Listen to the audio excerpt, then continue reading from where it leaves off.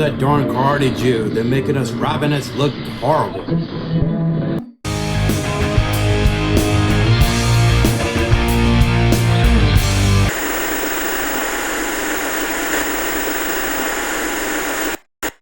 If you've enjoyed this program, please click like and subscribe.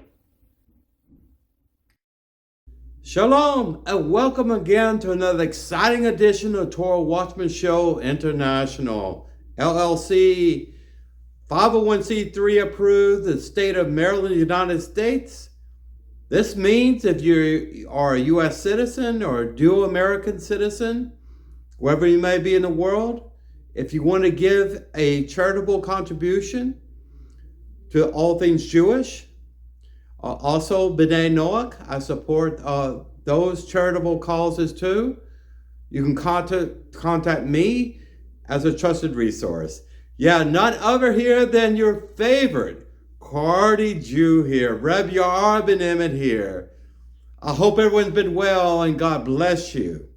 We have a special Parshah this week, and I'm going to have to structure it in such a way that you will understand clearly what I'm talking about. In other words, the portions here, the Sidra, for the book of Shemot, Exodus chapter 21, verse 1, through chapter 24, verse 18. It's not that long, but it's a little bit technical and legalistic.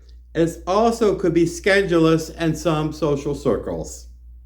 Did I whet your appetite just a little bit? Yes. We're talking about Parshah Mishpatim, and this actually means ordinances. Yes, we're getting into the weeds of mitzvot and 613 enumerated mitzvot that we think about as the blessings, the curses, the good deeds and bad deeds, the negative and versus positive. We're already getting to that. But where did we leave off last week? Remember, Moshe has led the children of Israel to the valley plain of the Mount Sinai region, which is close to southwestern Saudi Arabia, on the other side of the Gulf of Aqaba, or AKA you can say Red Sea there too. Don't get it confused with the Suez Canal on the other side of the Sinai Peninsula. We'll get to that in a little while. But anyway, you can imagine this beautiful mountain chain there. Very arid, very dry, very imposing. The rock face there, geologists, whether you believe in creationism or aspects of Darwin's theory of evolution, millions of years were required to create those mountains and rise them up for the base of the seafloor to the heights that they are. The highest mountain peak there is where none other than the King of the universe, our divine creator, decided to rest his eternal celestial, throne on top of that mountain. And of course, we personify Elohim in human respects. And that's not too bad, but don't create a graven image in your mind of God, because no one really knows what he looks like. And I use often the word he and gender-specific pronouns. I hope that doesn't offend anyone out there. But there are aspects of male and female about God's character and persona. So when the prophets talk about God's feet resting on top of the mountain, that's where I'm going, it's a figurative sense. Now, I do believe that God at that time, before the entire nation of Israel, there are about 2 million souls there. Many of them were Baal Teshuva Jews. Many of them have various transition points of converting over to a monotheistic, pure faith that tribal Israel had passed down from their forefathers. Maybe a lot of it was lost. Maybe they were not very observant. Many of them trusted in the God of Moshe, but they did not have an intimate personal relationship with the divine creator yet. But you had God's throne resting on top of the mountain. And it says in this Parsha, for 6 days, that cloud, that smoke, the Shekinah glory, encircled that mountain. And the cloud, the massive clouds, you've seen cumulonimbus storms, how they can rise up almost like a mushroom and come down like a bell shape toward the horizon, toward the earth. Well, most of the mountain, I'd say from maybe 2/3 of the mountain from the ground floor up was covered in an impenetrable haze and smoke, much like the indoctrination of King Solomon's temple, if you want to read about that later on, if you want to get some visual imagery here. So let's get started. I always get excited about these parshas when it talks about the children of Israel before Mount Sinai, because God not only spoke face to face to his servant, Moshe, at that rare moment, that rare universal time-space moment, once in a lifetime in our human existence, the divine creator shared his presence, his omnipresence, his omnipotence among the children of Israel. They could hear and see God's eminence, his dominance upon that mountain. I mean, you were literally looking into a portal of another dimension of reality. You just can't make this up. The detail there is just exacting. It's so precise, so measured, and also the descriptions of God, and I'll get to a little bit later. You can read about it in Ezekiel, the prophet. So Mishpatim, I'll give you a quick aliyah summary here. We're going to talk about many laws that have never been introduced to the children of Israel before. Okay? You have to understand the Ten Commandments is divided up in spiritual laws. In other words, laws we have with our divine creator, the king of the universe, who breathed in our nefesh, Yehudi, who established us as sentient beings, corporeal entities here on this earth. Then you have the other laws that deal with the interpersonal relationships of our fellow men. Okay?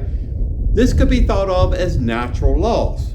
Now, human beings, most of us, have a guilty conscience. We really do. We do a measured check on our behavior.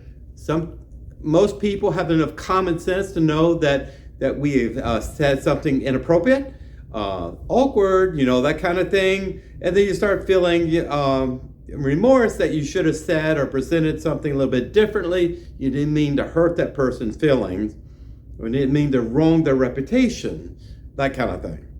Well, God actually gave the Ten Commandments as we know them today, and you can see many pictures of them, monuments and things of that nature. I said like last week, we have a monument for the Ten Commandments in the U.S. Supreme Court. And there's a reason for that. We'll get to that in a moment. I don't want me to get off base. So you have natural laws and you have spiritual and more religious laws, okay? Religious is our 50 shades of gray of compromises on how we view and interpret the divine creator and his influence upon our life as far as fate and destiny and predetermination, that kind of thing. Okay? Things that men don't like to think about. We like to feel like we have control. Well, we have freedom of choice, but God wants to help us along the way a little bit if we accept that help. So we're talking about laws that govern human society, indentured servitude. You could use the word slaves.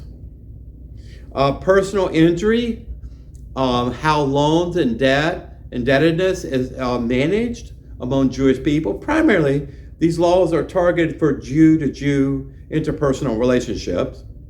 Usury and property damage, like what happens if your neighbor's fence falls into your yard, or what happens if their tree falls in your yard and breaks your fence. What do you do about this?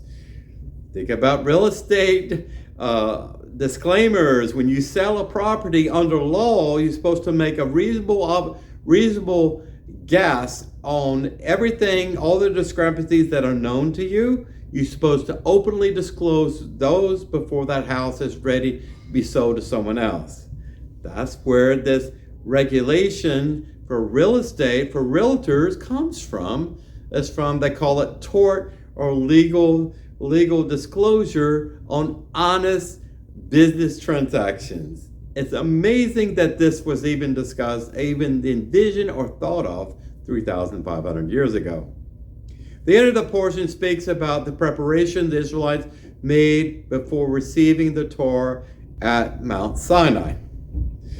Let me summarize something, because it may be a little bit confusing.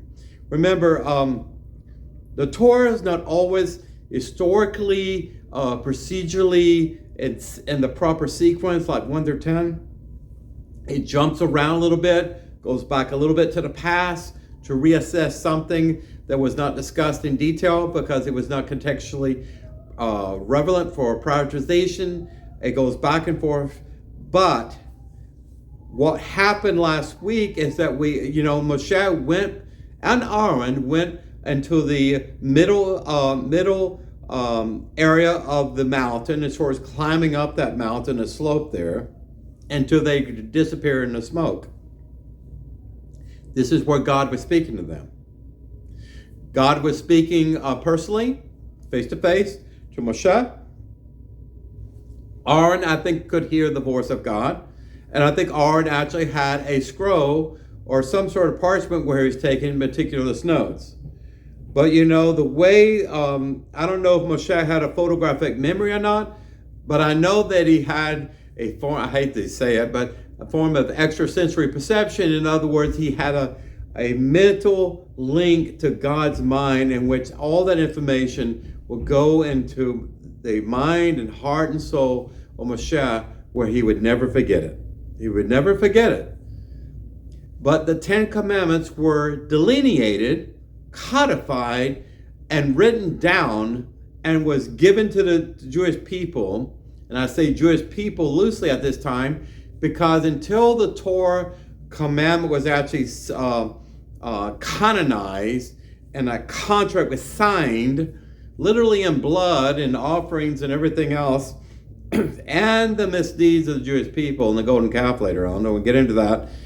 But they actually became Yehudim, Jewish people, instead of Bnei Noach, which was a loose nomadic race of people, Semites per se, Hebrews, peculiar people, but they were not a nation of people unto God, chosen for God's righteous work, as sharing the Torah of the rest of the world.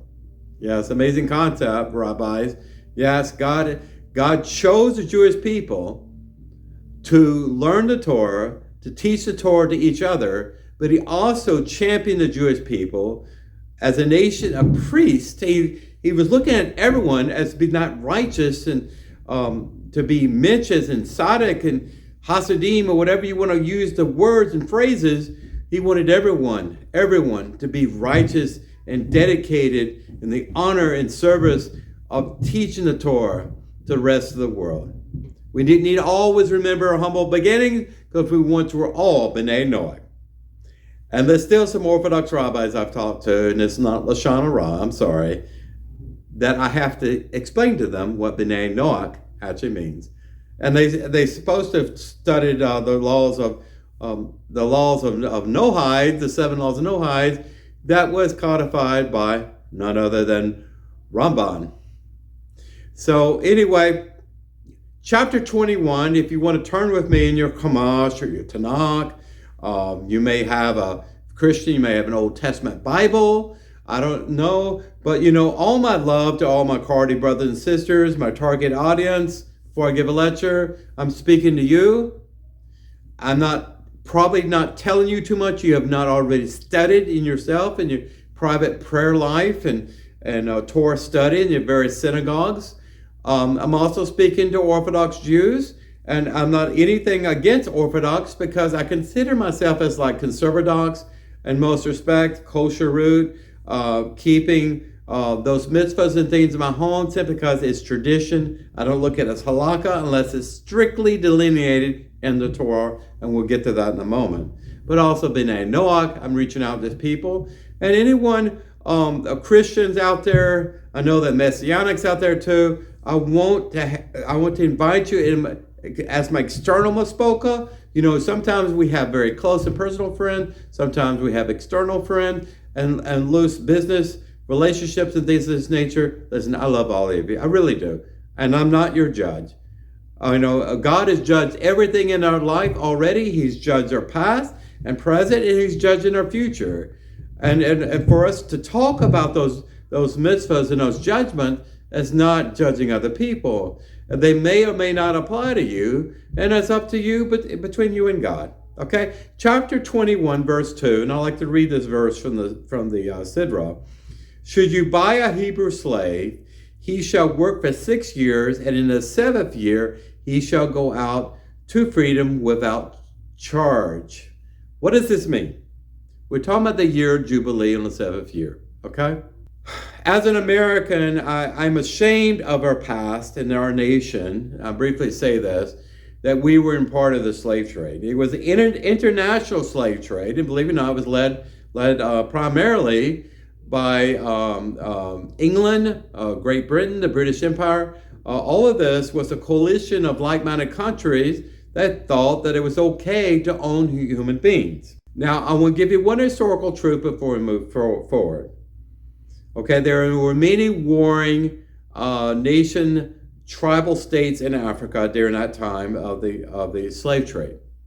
What happened when one tribe rebelled on another? They took their people into slavery, and then they bartered them for resources and things of that nature with Europeans and sold them for the highest bid. Now, this is absolute abomination as far as a Judeo-Christian nation like the United States even get into it. I mean, suppose we fought a Confederate war, a Civil War, over the issue of abolition. But I don't want to get into that either. What I'm saying is the way slavery was defined in our country and the way it was instituted was an abomination before God. Believe it or not, during that time, in the 1800s, that Southern Baptist pastors in the Bible Belt per se actually used some of the Sidra portions I'm going to be reading to you during this video as justification to own human beings. Listen, when we talk about the word slaves loosely in the Torah, we're talking about indentured servitude. In other words, human beings did sell themselves voluntarily to masters to manage their life, manage their estate, and they would perform services for the master. And a lot of this was part of their family. It was like a love relationship with a business kind of managerial kind of thing too. Okay? Now, there was no welfare in Israel during that time. Okay? And why did God make it such important to bring up indentured servitude and human slavery and buying people and things of this nature, and then when to release them? Why did he thought that was very important? Because, listen, Israel was a mixed bag of all kinds of people during that time.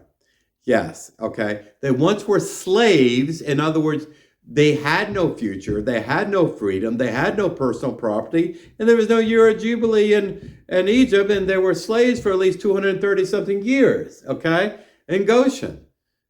And then beaten and abused, and some of them were killed too, when they did not meet the master's quota of bricks or whatever. For example, B'nai Yehudim knew very well brutality of the Egyptian taskmasters that codified the true definition of evil and owning a person's life, their future, their destiny, their resources, even their very soul, when their life in peril at every moment was just one incorrect decision that they might make. Slavery in Egypt was much different than indentured servitude in ancient Israel, because these individuals had no choice over how long they could be under bondage. They were mandated to be under bondage as something forced on them with threat of life.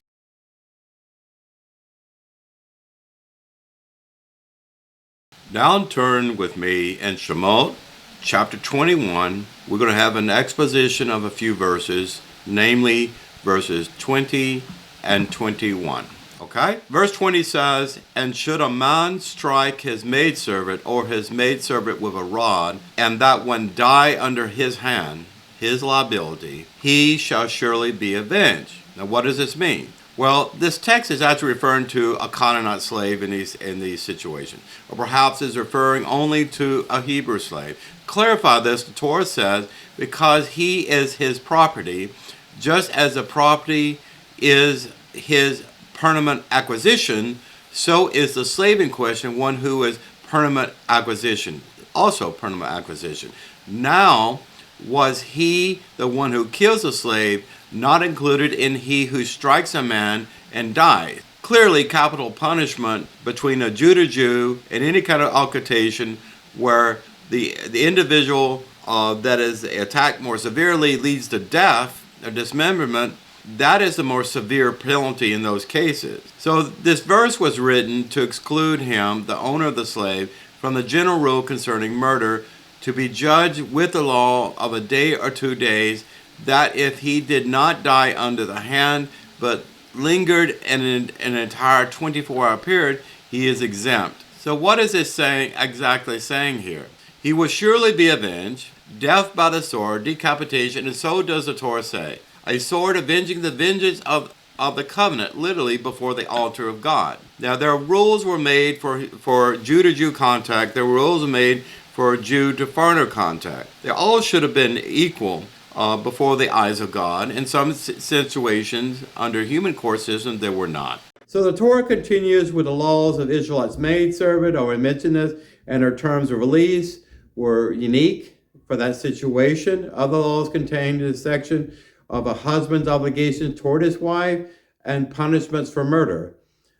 This was another big difference between the U.S. slave trade, is that if you tortured your Hebrew slave, even leading to murder and killing them, manslaughter, homicide, all these things, well, there would be restitution. It could mean the master's life. That if he premeditatedly abused and beat his Hebrew servant, there would be restitution for that. And there would be judges, fines, and other penalties would be assigned to that Hebrew master or foreman. So obviously the difference is that you're not allowed to abuse your servants, you're not allowed to rape your maidservant, your house servant that you have. This is all voluntary, and you had to treat them in equality. Why? Well, like in the U.S. Constitution, we're all created in the image of God and God's greatness, and not in the image of any government. Okay? So verse 20, and for the second aliyah, and should a man strike his manservant or maidservant with a rod, and that one die on his hand, he shall surely be avenged. So his death would be avenged in a certain way. It does not specify how this death would be avenged. In other words, case by case, measure by measure, a judge would rule on how severe that punishment could be. It could be the life of that master, depending on the witnesses and depending on testimony and other things like that. Much of which is how our U.S. Constitution is structured, and is all laws and tort and everything else. Incidentally, it came from a lot of these things I'll be discussing tonight, real estate and things of that nature, is that if it's not clearly specified in the U.S. Constitution, it is the state's right. Unfortunately, the states in my country have given up many of their rights to the federal government. I don't want to go there. So in the second aliyah, we're talking about personal injury, talking about punishment for one who kills or injures a servant. We're talking about first and second degree homicide, manslaughter, and things of this nature. There's also a very interesting Sidra here, and Rashi has a couple of take on that, and I'm not going to get in there. But essentially, you can imagine a woman that gets involved between two warring parties, like two men fist fighting, whatever.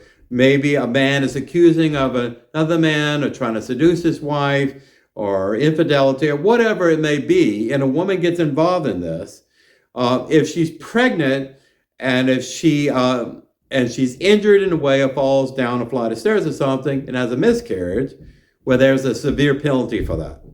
So the penalty would be ascribed, for instance, to worth of that human life, that if it had been fulfilled, that candidate Jewish life per se, there would be a penalty. So many measures of silver and things of this nature would be adjudicated for that. So consider the pro-abortion movement in my country, and very predominant Tel Aviv, one of the most liberal abortion areas of the Middle East, if not the world there. It says very clearly here, and the Torah says there are penalties. Think about if you're a doctor, and if you are carrying out an abortion procedure for a woman, a pregnant woman, you're counseling her, you may be encouraging her to this. In many cases, there's lack of information for that woman to be able to make a good decision on does she want to keep that child or not. So you think about this. Miscarriage, if it's premeditated and it's a wrongful injury to that woman, it was a severe penalty ascribed to that. Okay, I'll just say that. Okay, now we're talking about getting your ox out of the ditch. Okay, for instance, this weekend, I have a problem with my SUV, my truck. I need to take it to a body shop. The only time it's open is this Saturday during Sabbath. And I'm debating and talking to my wife what to do about this, because my work schedule and everything else, I couldn't take off to take care of that. And they're available on Saturday, and I have only one vehicle, and it has to be inspected because someone reared me the other week. You know, we're talking about penalties and things and wrongdoing and all of this, and liability sharing, all of this. There's always something. Getting your ox out of ditch essentially means that your ox is your livelihood. If you don't get that ox out of ditch, it might gore somebody, hurt somebody, or it may die, and you won't be able to have an animal to plow your fields. And then you would lose welfare and resources and produce for your family, and potentially festival offerings for the temple. You see where I'm going. But it's very interesting that if an ox that gores naturally a person and kills a person, that ox would be stoned and killed. You cannot touch it, cannot eat it, because any animal that was directly responsible for killing a human being is considered a corruption and contaminated by that blood. Okay. However, if you have a situation where you had a neighbor, say a joint pasture or something, and you didn't take care of your fence very well, and that ox was known breaking through the fence, destroying property, uprooting vegetables and crops, and killing your sheep or whatever because it had this horns or whatever, and it happened over and over again, there could be a lot of penalties for that. It's not a natural event. It's more premeditated or recklessness or incompetence on that other person, and they would be judged essentially eye for eye, tooth for tooth. Every person is responsible for their own bad deeds, and they would be adjudicated in that way. Okay, no one could come to their rescue and assume the penalty upon them when they were innocent. I'm sorry, Christian, there's no righteous man can pay a penalty for an unrighteous person in the Torah. Okay, I want to point that out. The section concludes with a person's right for self-defense when facing a marauding thief. It's very interesting. I read this in a little bit of detail. I'll give you a couple tips. If a thief tries to break into your house, let's say it breaks through your window or something and the window frame falls on and kills the thief, you're not responsible for that blood debt. That blood debt is that thief and is judged accordingly. Your personal property is your castle. You're king of your castle. Your property is your property. If a thief is invading that, and it's a very severe penalties on that thief, and it takes that property and everything else, it has to be a measured retribution for that and penalties. Chapter 22, verse 4, we read, if a man leads his animals into a field or a vineyard and lets his animal loose and eats another field, the best of the field and the best of the vineyard he shall pay. So crops are destroyed by other person not maintaining their fence. We hear about fences make good neighbors. Well, it was true even back then, okay? And listen, this is why natural law had to be carefully measured and weighed quantitatively against spiritual laws. And that's why this is so important, that God wanted to regurgitate these natural laws among people and wanted to treat them uniquely, because Canaanites did not treat each other the same way that God wanted fellow Hebrews to treat each other. It's that simple. In the third aliyah, an arsonist is liable for damages caused by fires he ignites. Again, if you commit the transgression, you and you alone is responsible for the consequences of that, okay? The Torah then details potential liabilities of an individual who undertakes to be a guardian of another's possessions, a borrow, a render, more laws, the punishment of seducing a young woman, laws against sorcery, necromancy. You'll be stoned to death if you're caught into that, if you have two witnesses. Bestiality, I'm sorry, you're not allowed to have sexual relationships with an animal. Okay, bestiality, and offering adulterous sacrifice, and other prohibitions. I want to cover quickly what it talks about borrowing money. Okay, what's unique in Israel during that time, they troubled Israel, at least at the base of Mount Sinai, okay, and there were abuses later on, I don't want to get into that, is that when you needed a loan of money from someone who's more wealthy than you, and I've never worked for anyone that's more poor than I, they don't allow to charge interest to a fellow Jew. I think that's pretty sweet. But if someone, a Canaanite or someone else, a foreigner, that's not part of tribal Israel, and they ask for a loan, you can charge a usury rate or interest rate for that transaction. Okay? I thought that was interesting. So we have other prohibitions here that are discussed in the third aliyah, like harassing a foreigner. Yes, harassing a foreigner, a widow, an orphan, the mitzvah of lending money to the poor, and the prohibition against lending with interest. I already mentioned this. If someone cannot pay the money back, they cannot make retribution. Sometimes that can become a servitude kind of thing, indentured servitude, but in many cases it's forgiveness. It just forgiveness, that loan outright. That's where a bankruptcy, chapter 7, chapter 13 laws originate from these portions here in the book of Exodus. Okay. Also, harassing a foreigner. There's a prohibition there. Remember that you were foreigners in Egypt, and you should treat people with equality and respect and decency, and do not discriminate against people because they're less wealthy than you. If they're a foreigner, give them half a chance unless they're causing problems, okay? Unless they're an evil Samaritan or someone causing a ruckus in your town and community, do not harass them simply because they're not Semitic and not Hebrews. It's very important. That touches a little bit on a 252nd negative commandment.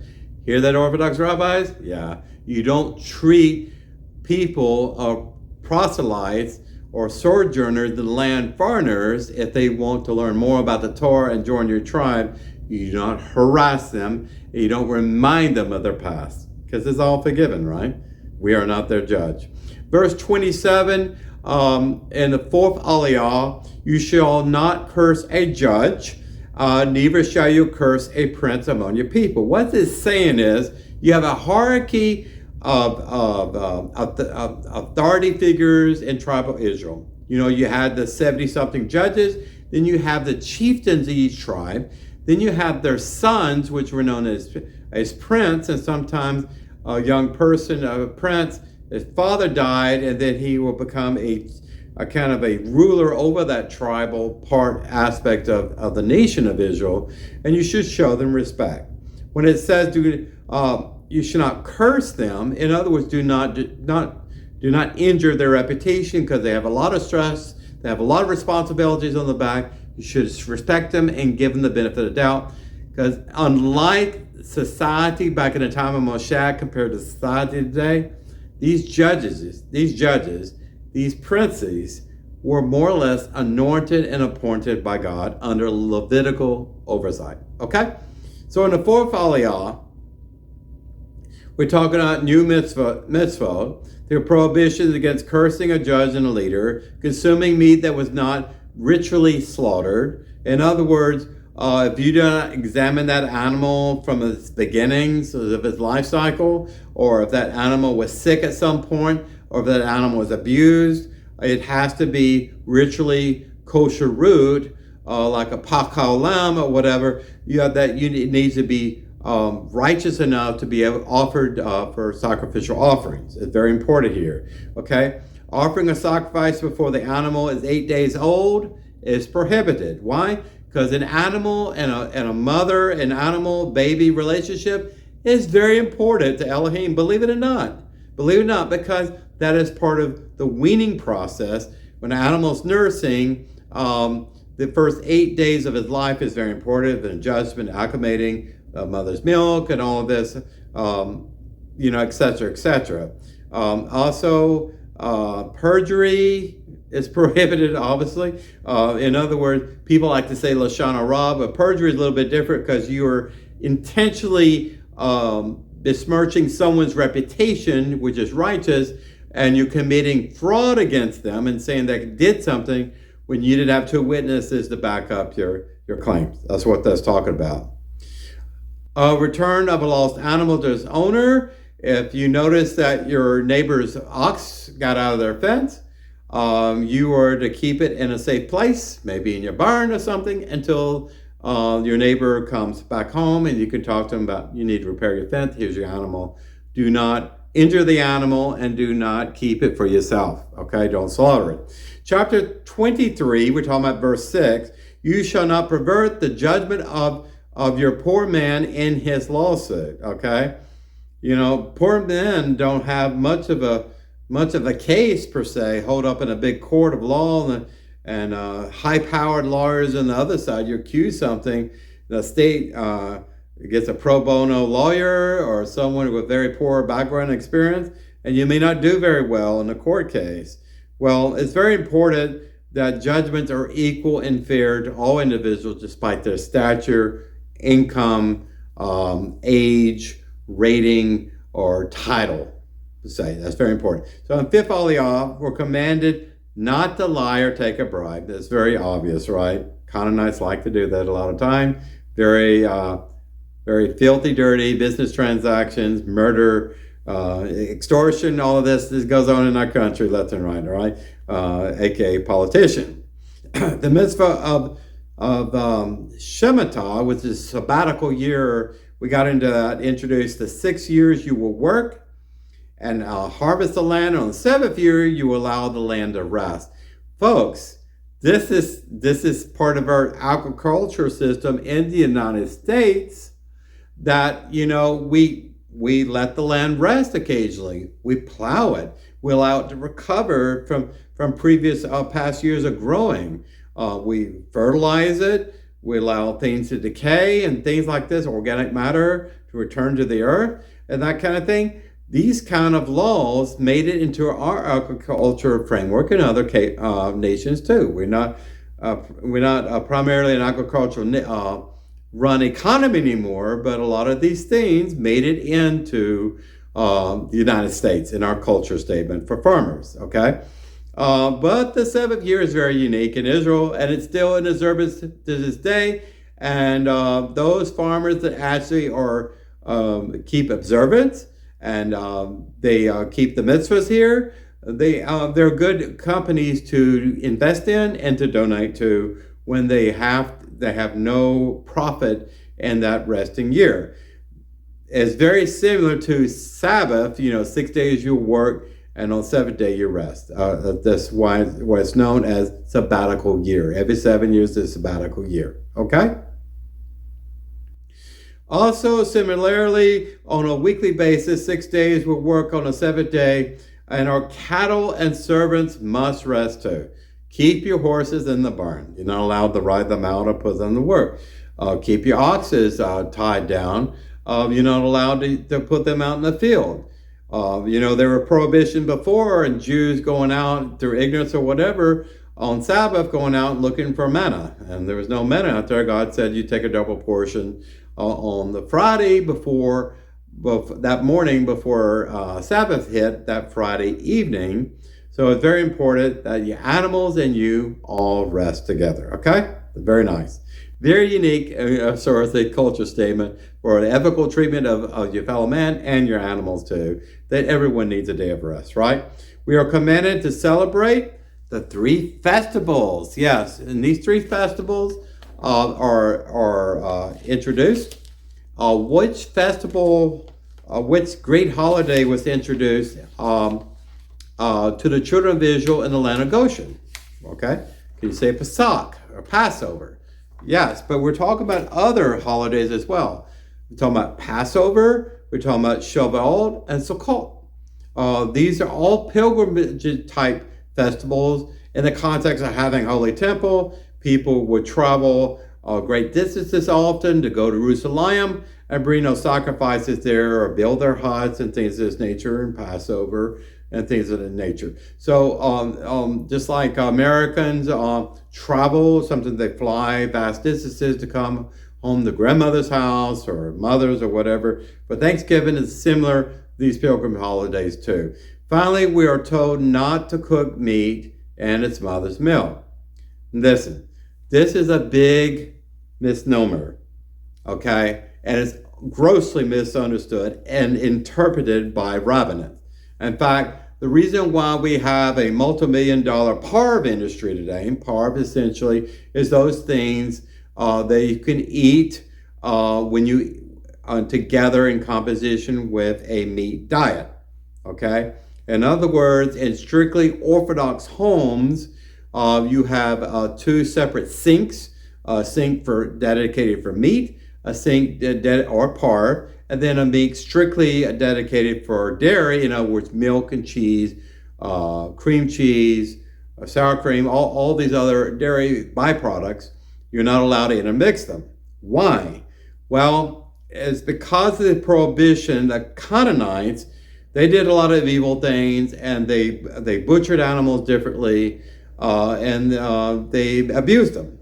So you can imagine having a lamb, a mother lamb, and then it just delivers a baby, and then you take that baby less than 8 days and you boil it alive in its mother's milk. That actually was a delicacy back then. I don't know why they did it, but it was evil and it's in the sight of God's eye. And he told the Israelites, do not do what the Canaanites do in torturing and abusing these animals in this way. Well, rabbinites jumped and ran with this, and they said, you're not allowed to eat a cheeseburger. You're not allowed to put dairy and meat together. In fact, some ultra-Orthodox rabbis even say, if you eat meat, you have to wait 6 hours to let it digest and be removed from your body before you can have dairy. Well, the cheat is you want to pay by the rules and everything else. You eat all the dairy you want to, and then you eat meat afterwards, okay? It's a game and everything else. The problem that Hardy Jews and myself have with this rule is that it's used as halakha, it's used as kosher root, when it was never ever taught in the Torah in this way.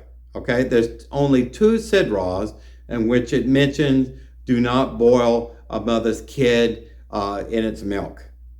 That's all it says. And the prophets don't even talk about it either.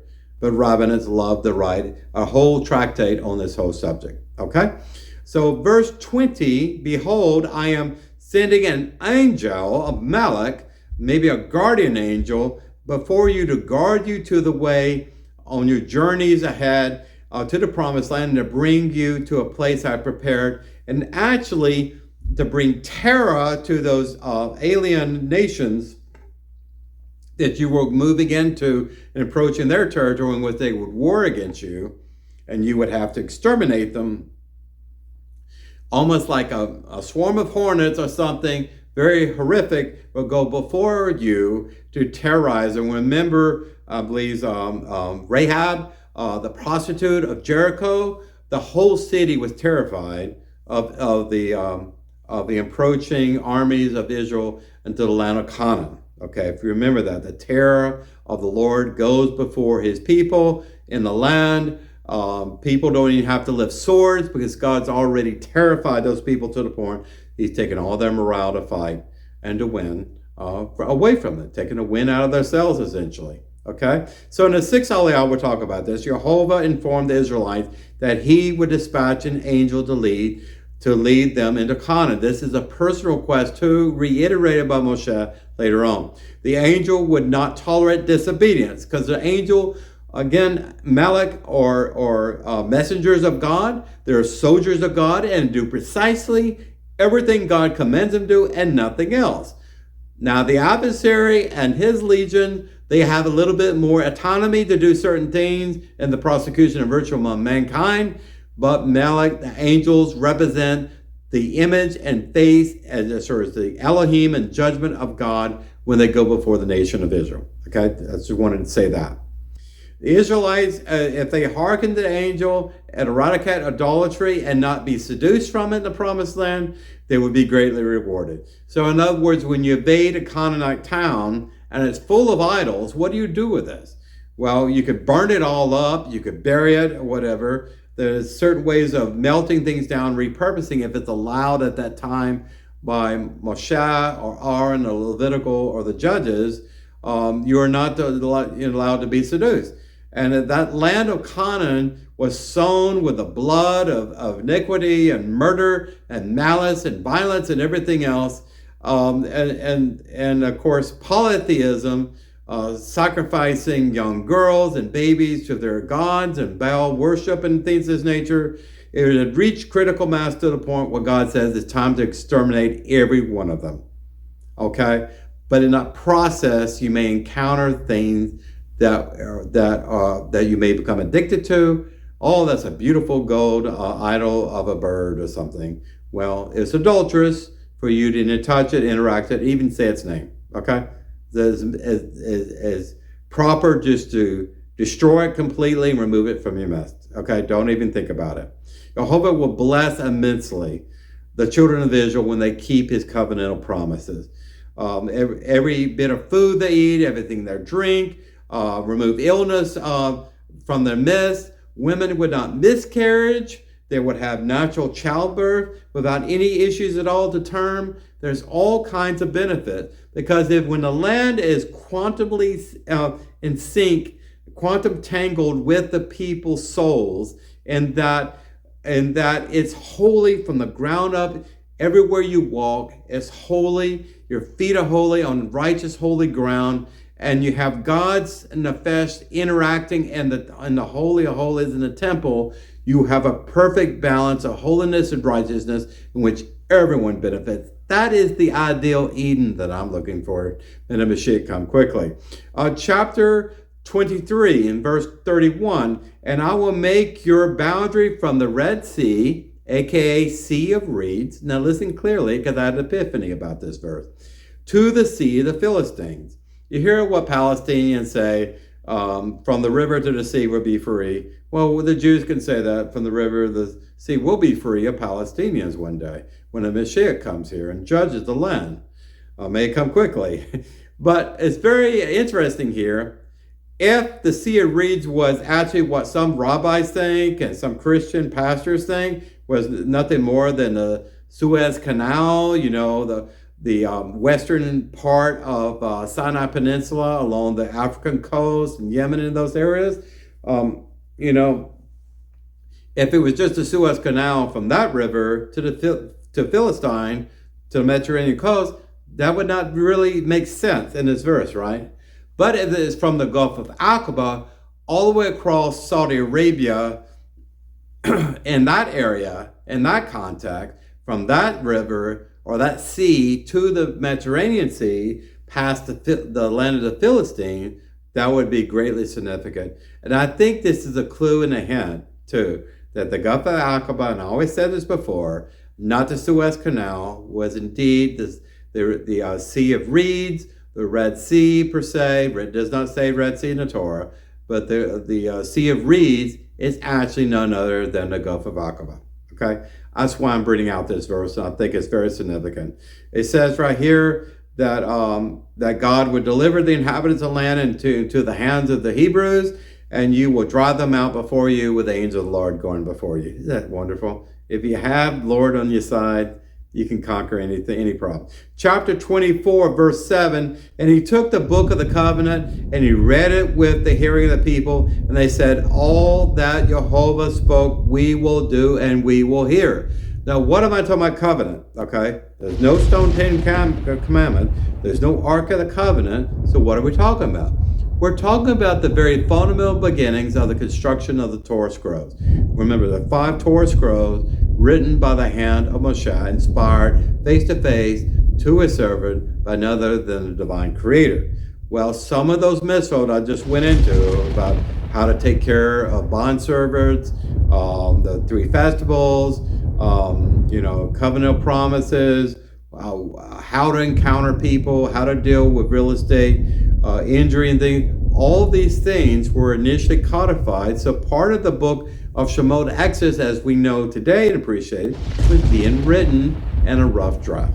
Okay? As simple as that. So it was written down into a point where it could be shared among the Jewish people, shared among the judges, and I'm sure the judges called meetings to the chieftains and the princes there, and they articulated all the language to the people so they would know.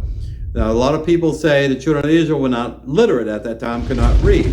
Well, people could read to them in their own language. And Moshe was very literate.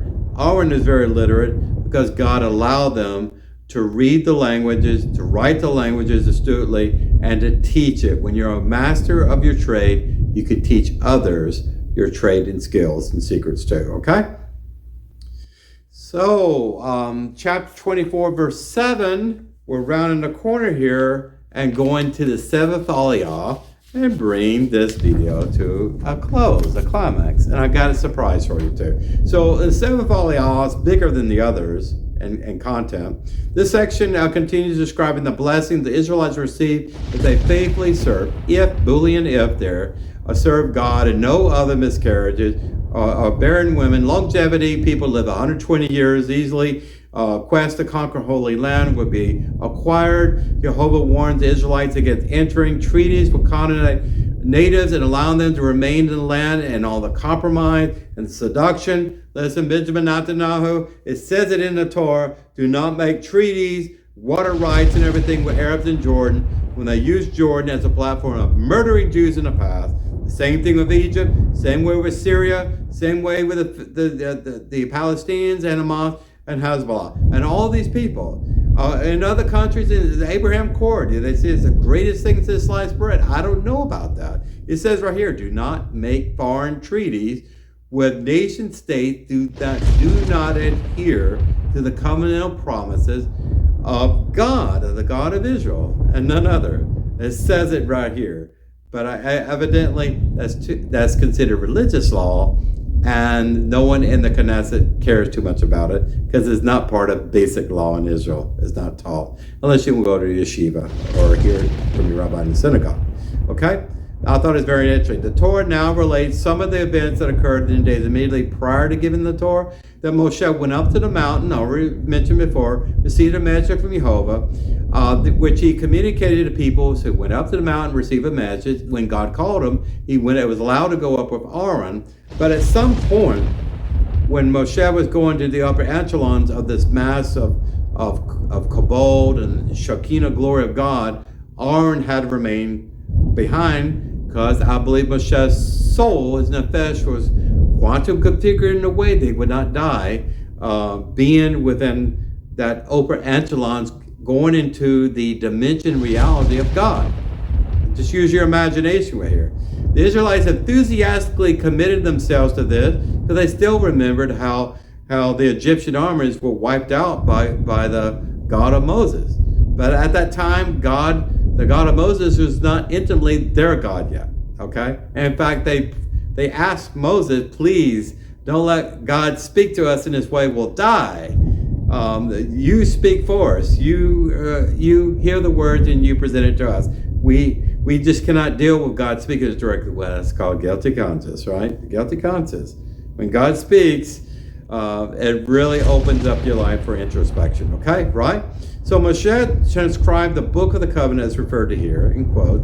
Then together with the Israelite firstborn, Moshe offered sacrifices and sprinkled blood on the people. So there was a makeshift altar at the base of the Mount Sinai where the fences were roped off and kept the people and animals from interacting. There was an altar right before that fence and encounter. That altar was a makeshift temple per se, where animal sacrifices were introduced, probably at the first time as a nation of Israel encountering God in that way. So God could begin teach the Pakalam and other kosherut as far as ritual slaughters and things like that, so they could start practicing for the eventual the tabernacle and the Mishkan. Okay? So this section concludes when Yehovah summoned Moshe on the seventh day, once the cloud mass descended from Shamaim, and maybe they have clouds in heaven. Maybe those clouds are taken and intermixed with the atmosphere of the earth. Who knows? It's just exciting to think about it, right? Steven Spielberg eats your heart out. I love the special effect. But on the seventh day, God's voice called out to Moshe, and Moshe announced, hey, I'm going to be gone for a while. God has called me up to the mountain. Don't be afraid. I'm going to be gone 40 days and 40 nights. And God has a lot to reveal to me and things I will share with you. So you should be excited, wait, be patient. Nothing is going to happen to me. Well, you know what happened after that, but I don't want to get into that. But as Moshe ascended to the mountain, 4 days and 40 nights, to receive the 2 tablets known as the 10 Commandments, the children of Israel started to stray. And that's how we end this Parsha. This is a time of Rosh Chodesh, because we're entering a time, we're finishing the month of Shavat, and I'll show you a very thin crescent moon behind me about that, Rosh Chodesh. We're going to begin Friday evening. It's actually the beginning of Adar, the first month of Adar. We have 2 months of Adar. Why? Because 2024 is a leap year. Okay, that's why some parshas are broken out shorter than others, so you can have enough Torah readings through the extra months of the year to make up for leap year. But so the Maftar, we have special Maftar. You can turn to Bamidbar or Numbers, chapter 28. I'm not going to read the whole thing. I'll read some highlights from that, which I thought was important. Verse 9, we're talking about the Sabbath day. Okay, Sabbath day. 2 unblemished lambs in the first year, and 2/10 of an ephah as a measurement of flour, as a meal offering, mixture of oil, and its libation. This one Sidra, this verse, is in every prayer in our Siddur that we have. The Chakris, the evening prayers, the Avot prayers, the other Mar prayers and things of this nature, and the special prayers we have on Sabbath. This verse is mentioned for Sabbath in every prayer book that we have. This is interesting. So, in other words, to distinguish Sabbath from any other day, you have special type of sacrifices. So, verse 10, this is the burnt offering of each Sabbath and its Sabbath, in addition to the continual burnt offerings of the liberation. So, you had offerings every day. And on Sabbath, you had a special offering there. Remember, the rule about ha'esh and not burning things or burning a flame and lighting a flame. The temple sacrifices were ongoing all the time. The menorah was lit continually all day and all night without disturbance. Now, the Haftarah, and every ending of every good Parsha I read, I'll give you a little bit of the Haftarah, because I love you so much. Chapter 66 of Ishayahu or Isaiah, verse 23. I love this verse. And it shall be the new moon to the new moon, and from Sabbath to Sabbath, that all flesh will come to prostrate themselves before me, says Jehovah. I want to close with this thought here. In Goshen, right as the approaching of the 10th plague, when Pharaoh said, get out of here. You know, there was a lot of discussion in mitzvot there. Passover, what constitute Passover, about the week of unleavened bread and things of that nature, but also Rosh Chodesh, how important that was, an introduction, preliminary mitzvahs about Sabbath. Well, Rosh Chodesh was mentioned very predominantly during that time. All I'm saying is that the new moon at the first of every Hebrew month is a very special event, and there's special prayer for that. I encourage everyone to say that blessing and thank God for a new month. Thank God for a new month, a new beginning. You see that moon waning to a very thin crescent and then just turning dark, a new moon and beginning of the moon all over again. Isn't that like life recovering from death and darkness and life? I just think it's nice. But anyway, Reb Yarabin signing out here. Please share the knowledge and wealth and love and truth. Everyone want to hear it. Listen, be that wonderful witness that's not hypocritical, and people won't be accused of Lashon Hara and spreading bad things about you. You know, if you are a teacher of the Torah, first of all, live that truth in your home and live that truth in everyone that you love, or your business relationship, everything. All the ethical treatment of people and animals and everything else is in the Torah, okay? These are not my words, it's God's words, and I'm just trying to teach them the best way I know how, okay? We're trying not to use opinions at all, or any other extrapolations, you know, that you read in a Talmud and all of this. I've read you purely from the Chumash and translated in English, word for word translation as best as I can, and from my background experience. I do like to think of myself as a Torah scholar because I've been doing this a very long time, and I learn something new every week. Okay? Well, take care. Thank you so much for your attendance. God bless you. Shalom Aleichem. And I will see you real soon before you can say, I miss Reb Yaar ben-Emmett.